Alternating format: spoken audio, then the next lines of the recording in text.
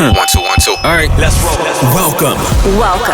You're listening to the Saddle Up Podcast, where we discuss everything related to UTRGV athletics, past or present. We'll catch up with old teammates, friends, and take you down memory lane with exclusive interviews. This is the Saddle Up Podcast, the voice of your covered walkway streets. So dope. This is gonna be awesome. Stay tuned for new episodes every week. From Bronx Village to the Fieldhouse, we'll cover it all.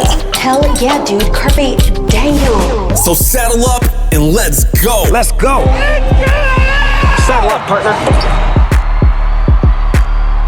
Yes, sir. Guess who we got this week? Well, man, legend, one and only. I'm excited. I mean, he is a Texas legend. Now, obviously, yes, he didn't go to Pan Am, yeah. right? But everybody at Pan Am, all of us, man, we knew, we idolized, we followed. Such an awesome dude, such an awesome team, such an awesome memory.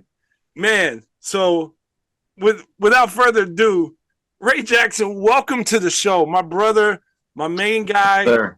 Boston legend, Texas legend. I mean, Ray, welcome to the show, man. I can't say how much it means to me that you're on the show right now. Man, it's a blessing and an honor, man. Thank you guys for still, acknowledging me and giving me this opportunity to speak on your platform. Oh, yes, sir. Man. Now, obviously, the tournament's coming up, right? And that's why the idea was to have you on. Obviously, like I said, you're synonymous with those tournament runs back in the day, right? And so tell us a little bit about, before we get into that, tell us a little bit about what you got going on. You're still living in Austin. You've got a son who's a senior, who's, being recruited. And we'll get into that in a little bit too, because obviously between G and I, we know a lot of coaches. Obviously you do too. We could find him somewhere to go, but give the audience a little bit about what you got going on right now. Man, right now, just working and taking care of family, trying to get behind my son. He's a senior and looking for some schools. He has a couple things on the table. So we're trying to get him in the best position, whether it's prep school, Juco, or whatever level of ball from that point on. Dad is just trying not to pay for the education. We're trying to get some good education out of it. But no, he's trying to pursue his dreams of playing basketball at the next level, and we're just being supportive as a family and trying to make that possible. But that's fantastic. I'm working in my community, Rising Stars. We partner with the San Antonio Spurs, and we're doing a Central Texas All-Star game, annual game that we do. We're doing that March 14th at the Cedar Park HEB Center. Top high school boys and girls in Central Texas area. They're all playing the top seniors. So we just stand in the community, man. I work in my high school, so I'm about the life after the game now, man. I focused on the game for so long, but to be honest with you, fellas, I only bounced the ball like 5 years after college. So I've lived 20-plus years since then, and it had nothing to do really with basketball. So I want to teach these kids how to live after the ball stops bouncing, whether it's football, track. After that sport is over, let's find our focus and our calling on life so that we can live purposeful. That's admirable. Absolutely. That's what it's all about, right? I remember the first the All-Star game back in 2012. Yeah. Around that, because I was working for the Toros at the time. Shout out to Miss Perry. Miss Perry. Miss Perry is a beast, man. I love that lady, man. From camp to love Miss Perry, man. She was like the team mom. Yeah, Miss Perry was amazing. And so is Chris Clack still involved? I know that first year it was you and Clack, and y'all were really pushing it, and obviously Clack is an Austin legend too, but you're like the godfather of Austin basketball, man. So I'm gonna tell you like this, man. Anything you see me put my name on is gonna have Clack involved with it, man. I don't do nothing without little bro, man. I love that dude, man. That's awesome. His daughter is doing great at TCU this year, so he's been focused on taking care of his daughter, but we still putting the games together, Some years I wasn't able to focus 1,000, 100% on the game. I was focused somewhere else, so we cover for each other. But every time you see that Central Texas All-Star game, Chris Clack, Ray Jackson, Miss Perry Trevelyan, we're going to make it happen. And where can before we like lose track and just really talk about ball, where can people buy tickets? What's the website? Yeah. So you know. So you can go online to Austin Spurs and you can look for the tickets there, and then I'll be promoting them on my website. I mean, on my Facebook page as well. But AustinSpurs.com, go check that out. Get some tickets. It'll be this Thursday. You buy tickets to the boys and girls game, which is like $5, $10. You get to stay to see the Austin Spurs. So nice. It's a great atmosphere, great location. Austin, Texas. We finally have 2 basketball arenas: the Moody Center and the HEB Center, where you can watch basketball comfortably. So it's a blessing in Austin, Texas. We're getting better and we're growing. Nice. Now, obviously, we started off the show, and we put the disclaimer that you did not go to Pan Am, right? But so we wish you would have, Ray. We wish you would have. We probably could have used you, right? After playing defense for 4 years and not getting to shoot the ball, I wish I would have went to Pan Am. More shots, bro. That's hilarious. So tell the people that don't really know who you are, where you went to school, please. I mean, obviously they do, but.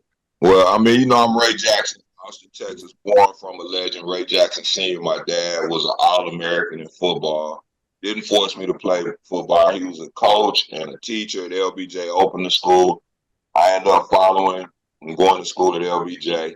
One of the first teams to ever go to state in LBJ history. Ended up getting a scholarship to Michigan. It came down to Arkansas, Georgetown, and Michigan back then. Nolan Richardson, John Thompson, Steve Fisher, Billy Tubbs at Oklahoma. So I had a great look at where I wanted to go. So Pan Am was not on that list at all. No. I think I cut Pan Am off in my sophomore year, bro. I think I started looking for other things at that point in time. I had to get away from home as far as I could, my brother. Yeah.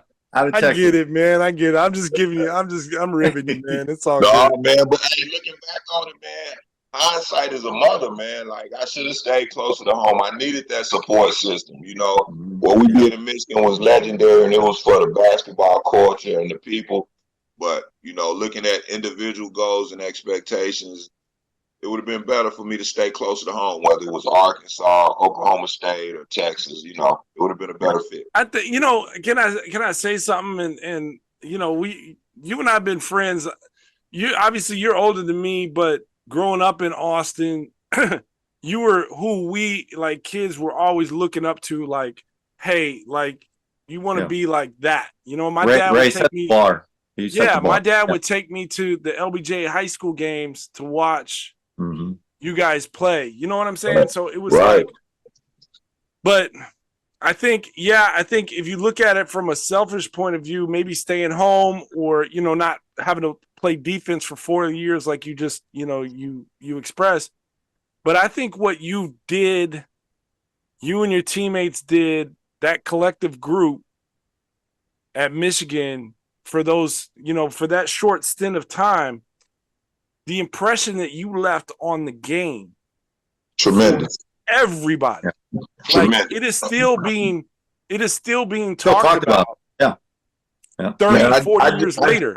I just commented on a post. A Michigan fan group has a page on Facebook, and they were talking about how Juwan has had a bad season this year.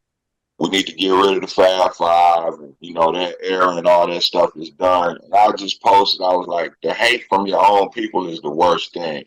But all the great programs that I've known, whether football, basketball, whatever, they've always stood on the back of the ones that came before them, and they didn't knock that generation. They built on that generation. So my thing was to always be part of a foundation that others can build off of and be greater. Like, it would be crazy for me to sit here and say I want to be the greatest player to ever come from Austin 40 years ago. Like, I want something to be better. I want the kids to do better and take it to another level. I'm not a selfish individual. So with that being said, the jokes about going to other schools, I wish I was a selfish individual, but that's not who I was raised to be. That's right. And no, you're not. And no, you're not. Because I think what you've done, what you've done and what your teammates have done, like, has touched every fathom of basketball in some sense, because most people, they hear the Fab Five, right?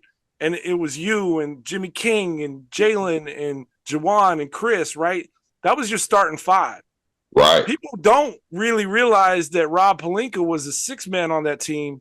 And now he runs the Los Angeles Lakers. One of the greatest minds in basketball right now.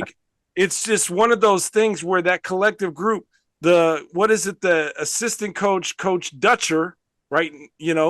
Fresh he's off the a head coach at championship San game. Diego State, and they just went to the Final Four last year. To the championship game. Yeah. So that collective group of individuals has touched basketball in any, for the last 30, 40 years, because we old now, Ray. We old. So look, let me tell you this. When you say Rob Pelinka, it's only one name that you need to mention when you speak about Rob Pelinka. Kobe Bryant. Yeah.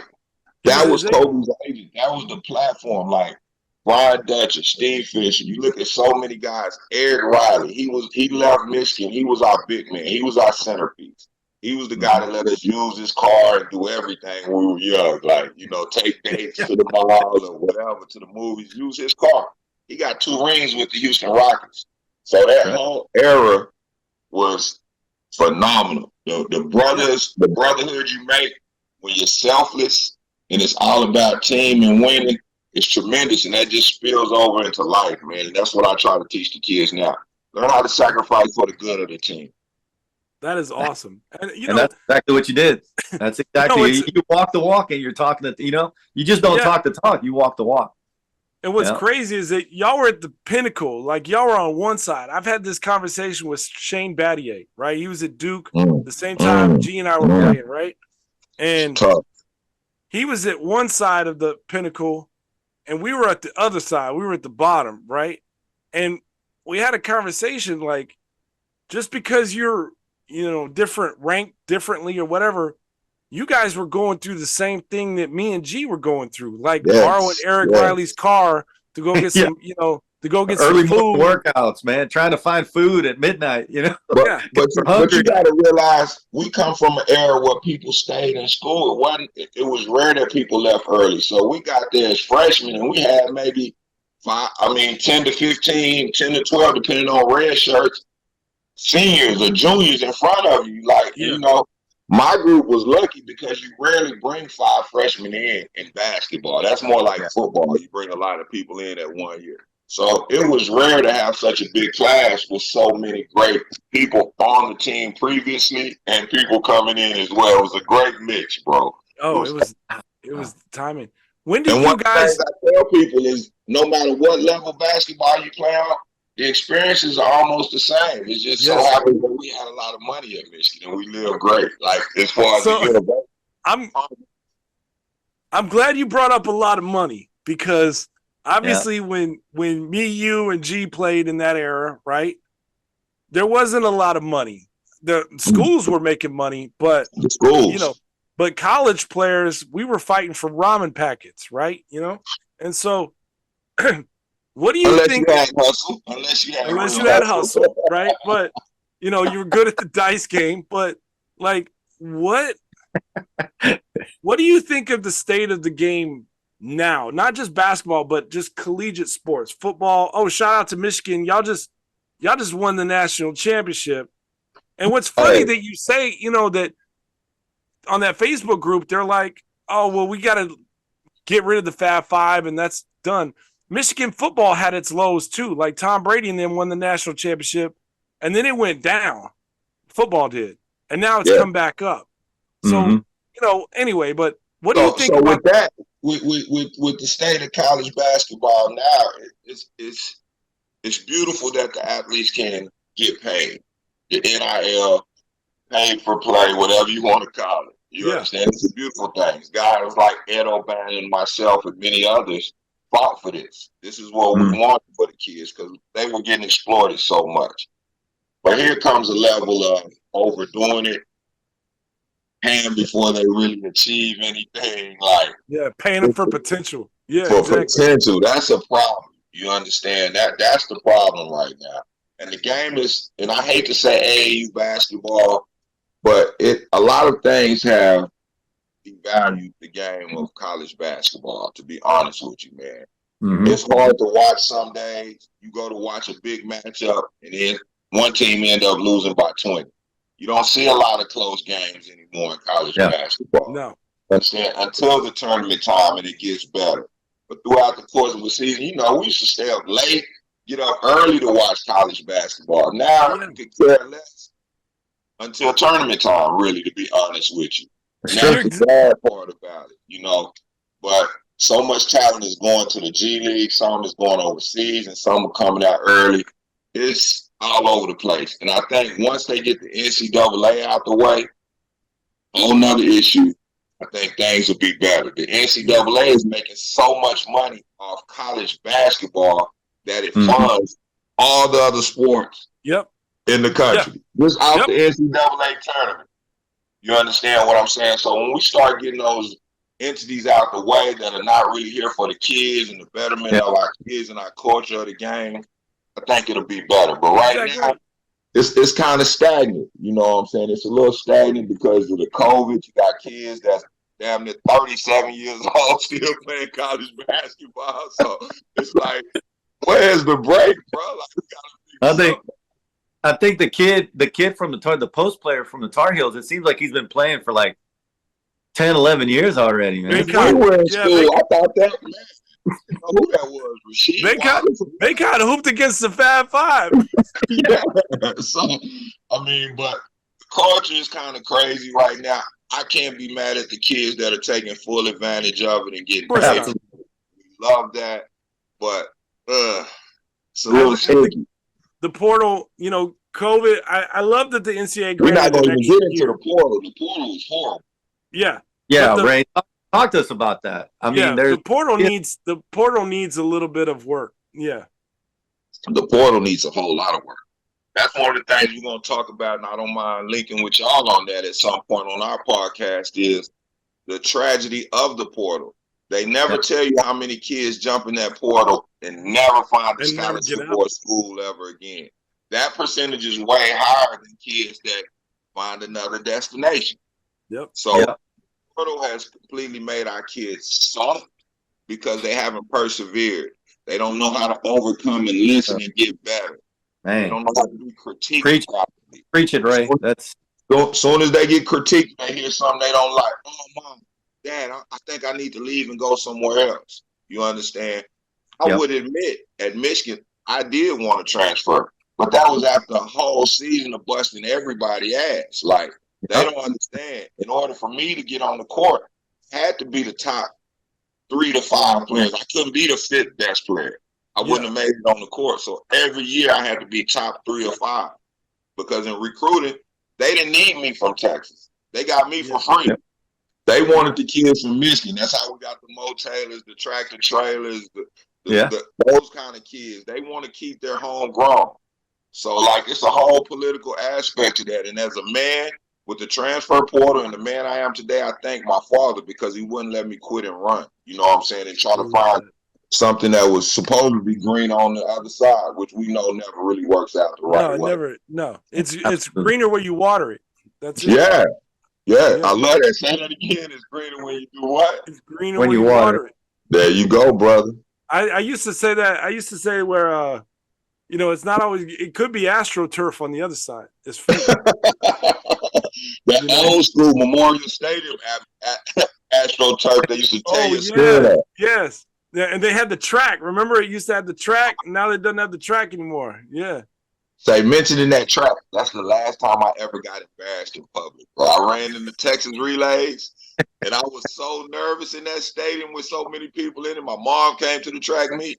Oh, dog, I jogged the whole 400 down there. My mom, as soon as I got done running, my mom walked up to me and said, "You better not never make me take off from work ever again to come see this bullshit." I was like, it took 2 minutes to run the 400.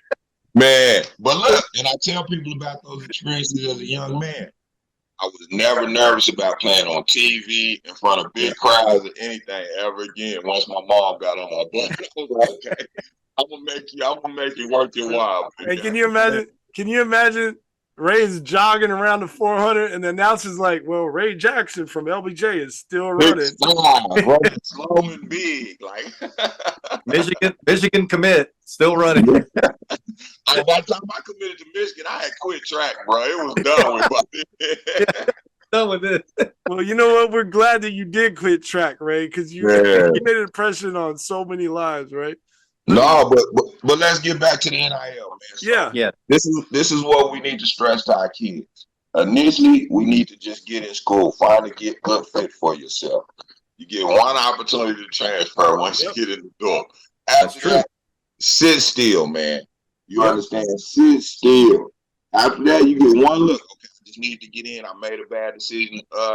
Might need to be close to home, get away from home, whatever it is. Coach transferred, coach took another job.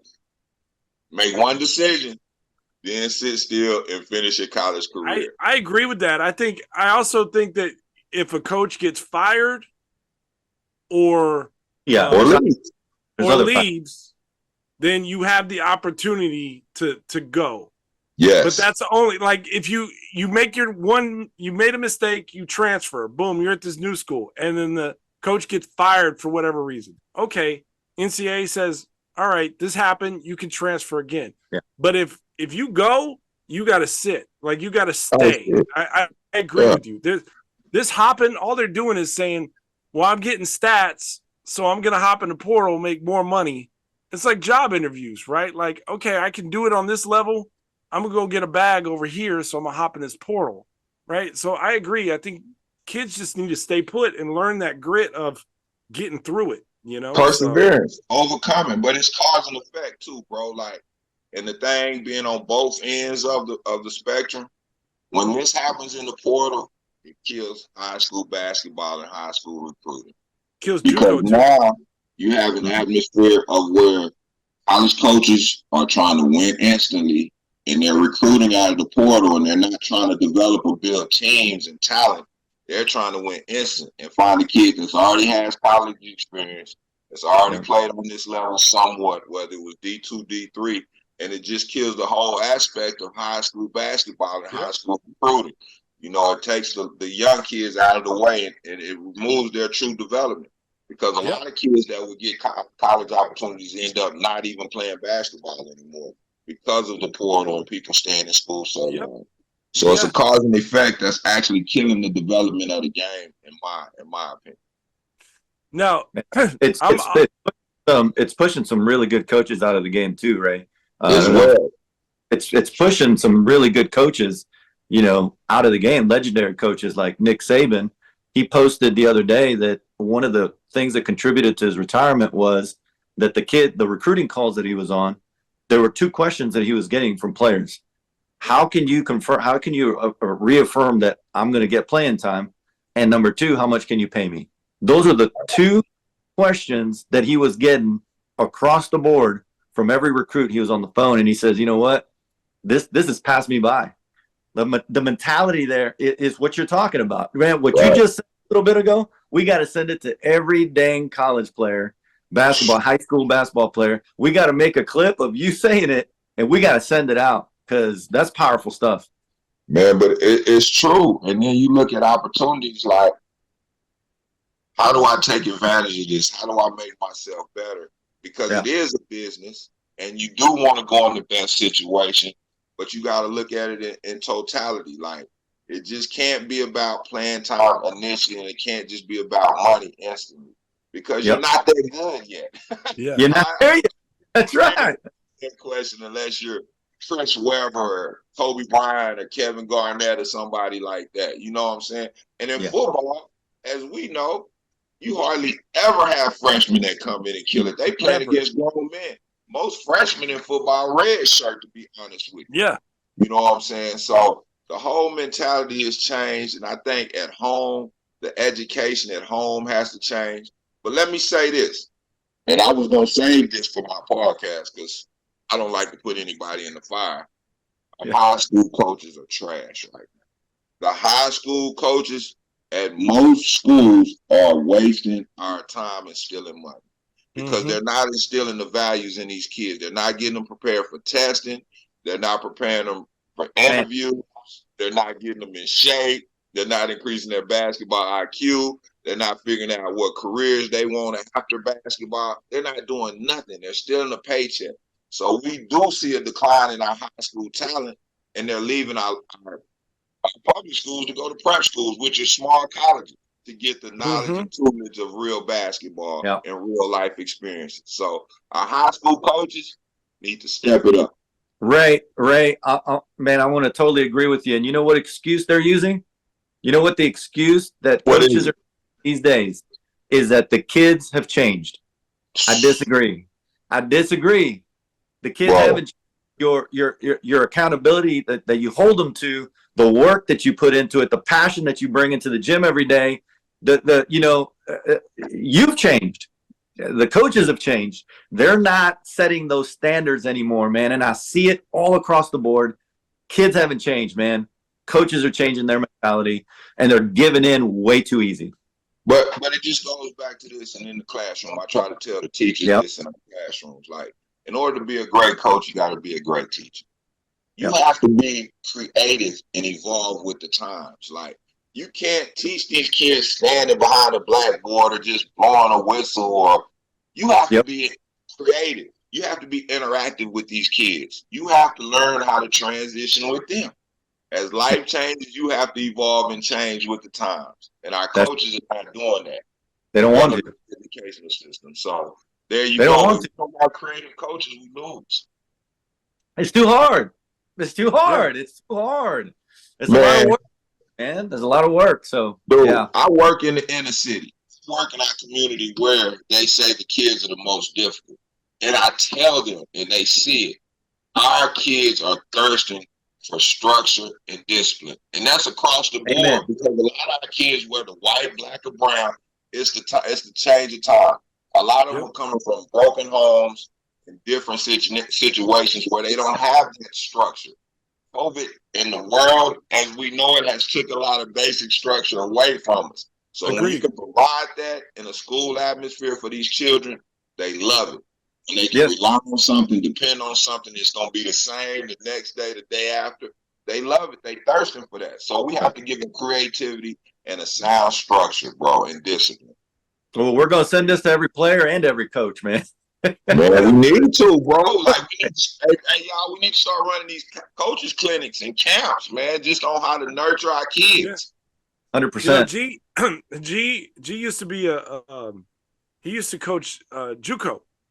Yeah, I was a Juco coach for a while. How'd you like it? For you. How'd you like that coaching? It was tough. Oh, right, man. I love it. I loved it. And a lot of people used to tell me, where would you are you trying to climb to get to the, a big 4 year? And I was like, man, I could stay in Juco every single year. Those kids came in hungry. Those kids had something to prove. Those kids, they were always looking for improvement, man. They came in wanting to improve to get to the next level. And for me and for us as a coaching staff to help them develop, especially those kids who really wanted to, right? That was a blessing, man. It was a blessing. It was a dream job. It spent some time in like 3 or 4 JUCOs. So, that's what kept me there for a while. And I loved it. I loved it. I think there's so much to learn on JUCO, so much for the players, so much for the coaches, man. It's so underrated, bro. Like, that experience is so underrated. I'm actually glad, like, that I was able to go straight D1 because I don't know, what would have happened at the JUCO level, but I recommend it for a lot of our kids because, like I said, they're not getting trained properly for college in high school. So it's a great experience, and it separates the ones that really want it from the ones that's just out there wasting time too. Exactly. You're right. So 100%. 100%. Great. I hope that we can do a couple of fun questions. I got some. Let's have fun. Let's go. Matt, do we want to go into this segment called Then and Now? Are you good with it, Matt? Now. Yeah. I think it's fitting because obviously we were talking. Yeah, let's do Then and Now. Let's do it. Yeah, we're all 90s guys, right? We're all 90s. Okay. So I'm back then for a couple of fun questions, and some of them involve some of your teammates, the Fab Five, baby. Let's go. Let's go. Who wins in a one-on-one competition between the Fab Five? Then. court. Man, to be honest with you, it comes down to two Texas boys, dog. Like, at the end of the day, it's going to be me and Jimmy King going Yes, sir. You know what I'm saying? I love Jay Rose. Too athletic for that boy. He was a big guard. And then C. Webb and Juwan, we blowing past them flying. I tell C. Webb, I love to play against him and dunk on his big ass. How about now? Who wins now? Who wins now? Oh, okay. So who wins now? That's even easier. So when we went, I know y'all just saw the reunion. We just went back to Ann Arbor, right? Yeah. So yes. We got a new practice facility. We went upstairs and we went in the weight room. Your boy up there doing 10 pull-ups. Ray Jack doing them 10 pull-ups. So I'm proud to say, as you can see, for 50, baby, you know what I'm saying? I'm still busting their ass, boy. I'm winning now and then. I love it. I love the Austin pride, man. I absolutely I love it, man. Hey, man, as you know, that's what we're trying to instill. I'm trying to instill that in the entire city, man. We had an air of confidence because they thought we were only a football state, football city. So we had to have a chip on our shoulder everywhere we went, bro. It's not arrogance, it's just the confidence that we needed to survive basketball. You know, when I was coming up, I was like I was a kid from Bastrop, right? But I ran around with Earl. You know, Earl was my brother, right? My brother. That's how I ended up meeting you and Roy, right? Mm-hmm. And you guys kind of took me under your wing and were just like, this is how you do it. Like it was like, okay, you recognize this kid can hoop. Doesn't matter where he's from, doesn't matter what he looks like, but the kid can hoop and he's cool. So y'all took me under your wing and I've been forever grateful for it. So I just want to shout out Earl and Roy and obviously you, but you know, I love my brothers. It's a lot to me. I want to give you your flowers now. So next question, G. Hey, who did you mirror your game after growing up back then? Yes. Ooh. All right, let's be honest, because you know I was bigger than everybody. So initially, my game was mastered after two guys. I mastered my game after two guys, bro. I love them to the death of me right now. Patrick Ewing and Akeem Olajuwon. Akeem Olajuwon is my Jordan, bro. So those were my guys. Yeah. But as I started really evolving, like March Madness tournament time, I fell in love with the Hoyas and Five Slammer Jammer. So that was my tournament experience. The St. John's teams, Billy Owens and Derek Coleman. So Patrick Ewing, Olajuwon. Then as I started, they letting big dudes dribble. Start going into Dominique and Magic. You know what I'm saying? Those are the guys I transitioned to. And then I just stole pieces from everybody, from Mike. Like, I liked everybody's game. You know, I never limited myself. I never wanted to be Kobe and mimic everything Mike. I never wanted that. I never wanted to look like somebody else. So a little bit of everybody. I just stole pieces from everybody. You were the first person I saw that was just physically gifted. Like you were, I know, you were like Debo on the court. That's that slow ass 400 I ran in Memorial Stadium. You were on the court like, what you got on my 40 punk? Like you were just that big, you know? Right. It was like if I remember hooping against you and I was a skinny ass kid. I'm like, man, if this is D1. Like, how the hell am I gonna like? This is a different level. You know what I'm saying? So, I'm kind of surprised that you said Olajuwon and Patrick Ewing. I would have thought like I was thinking Billy Owens. I was thinking Charles Barkley. You know but you got to realize, Matt, you're a big guy. They made us play on the block, bro. Like, you know what I'm saying? So like. Wherever they put me, I'm going to master that. Let me learn. And it was the best thing for me. And it's so crazy because I actually made my son, even though I knew he was going to be a guard, I made him play inside as a young man to develop the toughness, the rebounding, and the IQ from every aspect of the game before I actually put the ball in his hand. Because initially when he first got the ball, he was cold. He was shooting everything. Like, at my house, boy, you're gonna have high basketball. You're gonna learn today. You're gonna learn today. Yeah, you're gonna play every aspect of this game. You know I love it. That was the essence, man. Like Patrick Ewing, I used to see him dominate the game, man. And they shot the jumpers as guards and did everything, but I saw him totally control the game as well as Elijah Wan. So I wanted to understand it from that aspect until I shifted out to the perimeter. Akeem, so that's then. If you grew up playing basketball in this era, what guys would you mirror? What games would you mirror if you grew up in this era? In this era? It would have to be the King, though. You know what I'm saying? I like everything about LeBron James. I love LeBron James. The only thing I don't love about LeBron James is when they compare him to Mike. You know what I'm saying? Other than that, LeBron James is a perfect 10 in my book. But he's one of the greatest ever, bro. But and he was a teammate of Jawan's in Miami. So yeah. So I got love for him. And Ron loves the Fab. Like, though, if you talk about real basketball and legacy and tradition, his crew came up under our crew. They took it to the next level. And we're expecting his son in the next generation and our kids to do the next best thing that basketball is. That's why you cannot waste your time or energy or let that Facebook post, and I'm not saying it did, but that Facebook post live rent free in your head. Because those people don't know basketball. They have no idea of what it meant to generations on down the line. You know what I'm saying? So but I comment on that stuff to just let them know that we're human and we're watching. I've been living in a fishbowl 16, 17 years old. So what people say really don't affect me at all. Like, you know what I'm saying? I've been hearing it from good, bad, and different for years.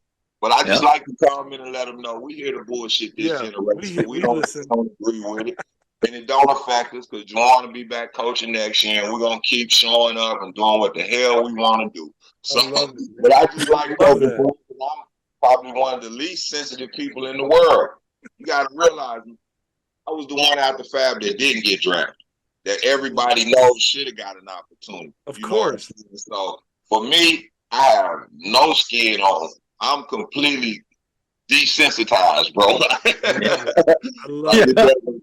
So I just had fun with it, man. And our generation didn't have social media. So I understand it as entertainment and fake lives. So I can go on there and just have fun like I want to all day. You know what I'm saying? Because I don't put no social media. Man, that's awesome. We love it, Ray. We love it, man. Everything that you're about, everything that you're doing right now for the community. Last fun question, Ray. Last fun question, man. I want you to think about this. We have a soundtrack. We have an actual Saddle Up soundtrack. Okay, so on Spotify. So what you're gonna say here is gonna influence that soundtrack and what we had. Okay, so we want to know back then what Ray was listening to get pumped up before every Walkman, because we had Walkmans, right? It was a Walkman. It wasn't no Walkman. It wasn't no AirPods. It was what were you listening to on the Walkman? Oh man, I gotta be honest with you. It was the Ghetto Boys, man. It was some Scarface, man. I had to have that Ghetto Boy, that Willie D, that Scarface, man. I had to have that. I had to have something from down south in my ears because man, the Midwest dudes and all that East Coast needed something. I love it to fill my earbuds, bro. Like, so you got it somebody and you want to represent. It's always you gotta let your nuts hang. That's how I'm going into the game thinking I gotta let my nuts hang. We're gonna put it on We're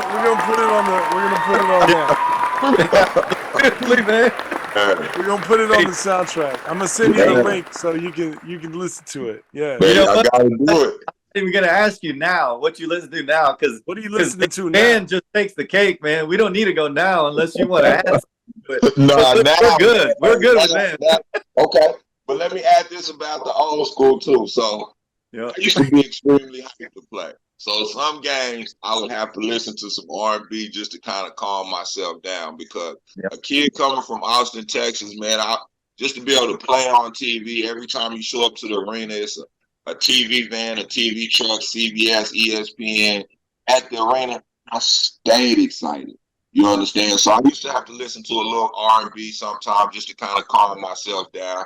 I tell people, if you go back to our first Final Four against Cincinnati, the first time, and they pressed us, the first time they started pressing us, I wasn't nervous. I tried to hit the open man, but it sailed over their head into the stands because I was too excited and too strong.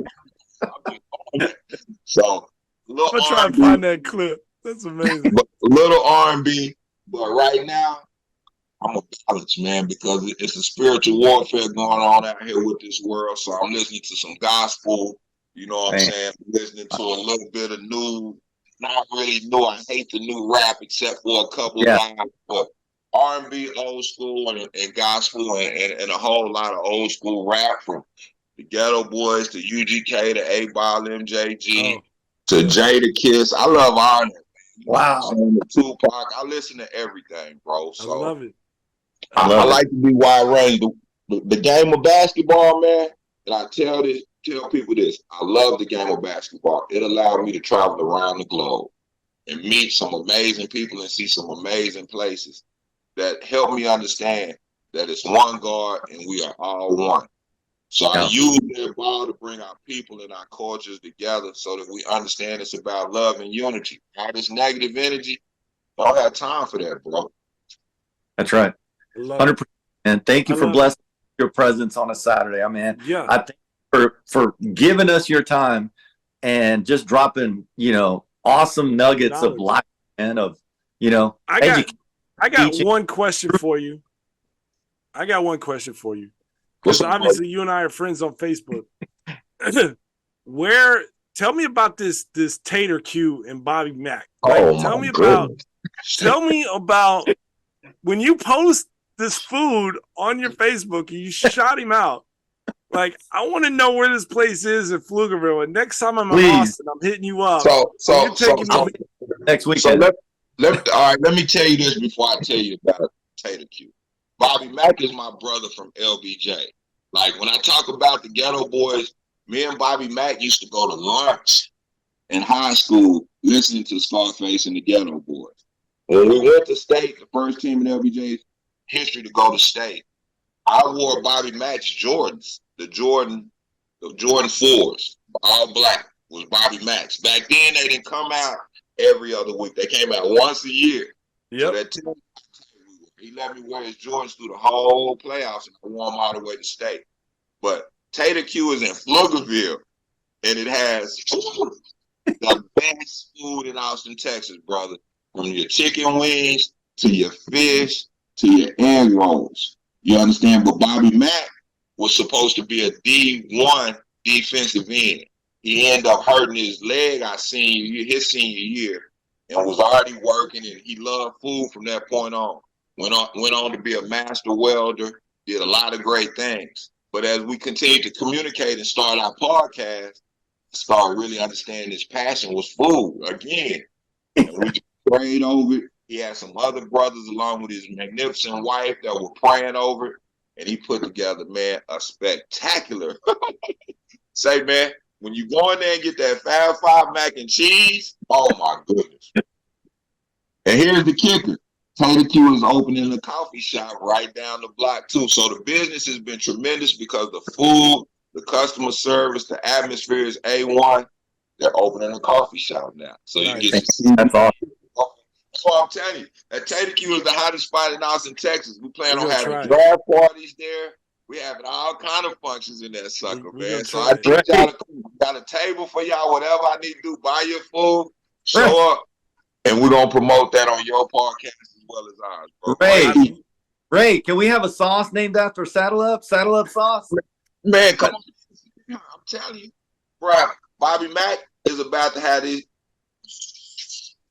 Man, the dude creates his own season. I done sat there with my brother from day one and watch him barbecue, package, freeze the meat, create the seasonings, everything from scratch. Our biggest thing when he started the restaurant, when he had us over for the taste testing, was I want this quality every time. For example, when you go to McDonald's, you might not love it, but every time, whether you're in Michigan, Texas, Florida, that quarter pounder with cheese is gonna taste the same, right? Yeah. Yeah. Every time you go in Bobby Mack's restaurant, that food gonna taste the same, and it's excellent. Like somebody personally cooked for you. So Tater Q, Boogerville, Texas. They feed the community. They give back to the homeless. They educate our people on financial issues, getting out of debt, credit information, building your credit and wealth. So it's a great atmosphere. We've never seen anything with Tater Q in Austin, Texas. I'm so glad because I wanted to know about the food, but two, now that you said that, we're gonna plug Tater Q as much as we possibly can because doing God's work like that and serving the community. Oh, we'll make sure. Well, I'm going to be at a tournament with my son next weekend. I get there in Austin. And please call me so I can make sure I have it ready for y'all when y'all come. I call my brother. Yeah, He might not be able to play the next game after he eats because he was like, "Oh man, this is so good." Yeah, maybe can we? I want to be light and prepare for the next day. But understand this, Matt, and this is why I'm doing your podcast, because I do not connect myself to anything that's BS or negative. Y'all are doing positive, great work, and I want to link all our brothers that are building this community, this world the right way. So as soon as you get a chance to stop at Tater Q, I'm going to hook you up with Bobby Mack. Man, it's over with. You know, I don't link with numbers real, man. I don't deal with numbers the real, bro. Nothing but the real. You've always been one of the genuine, most authentic people that I've ever come across. I've known you since I was like 13, 14 years old, and you know, you were a true friend, true brother, and such an inspirational human being. So thank you so much, Ray, for let me do this before I get out of here too. And it's Saturday, bro. And I talk about it's a basketball thing. Let's shout out Stony Point basketball. They're playing for the state title tonight against Jimmy King School, Plano East in the 6A division. We got a couple, you know what I'm saying, great time. They got the number one player in the state of Stony Point, Josiah, which is going to Villanova. Yep. Coach Antoine, Donald Dallas. I've seen those kids grow up in this area. Devon Odoms, and now they have a program out of Round Rock that they're building successful talent and successful young men out of. ATX future state title tonight, so we want to send a shout out to them. This probably won't air till after that, but that was my prediction to get the state anyway because I know basketball. Yeah. Shout out to Terry Smothers, man. He doing great work, man. I know Terry too. HT, yeah. I remember the pickup games at HT with no air conditioning in that gym, man. Hey, but let me tell you about Terry, though, bro, because I got to give everybody their flowers. Terry has one of the most productive and positive AAU programs around here. Terry's not one of those guys that turns you away because you don't have enough talent. He gets your butt in the gym and he works with you and works on it. He develops talent. So shout out to Terry, man. ATX, we here. We finally here, man. You know what it is, Central Texas, we here. We trying, man. Next generation. We're trying to represent. I love it. And y'all doing a great job, man. Anytime I appreciate it. Let me know, hey, fellas. Until next. And hey, we love you too, Ray. Thanks for joining the show. Till next week, guys.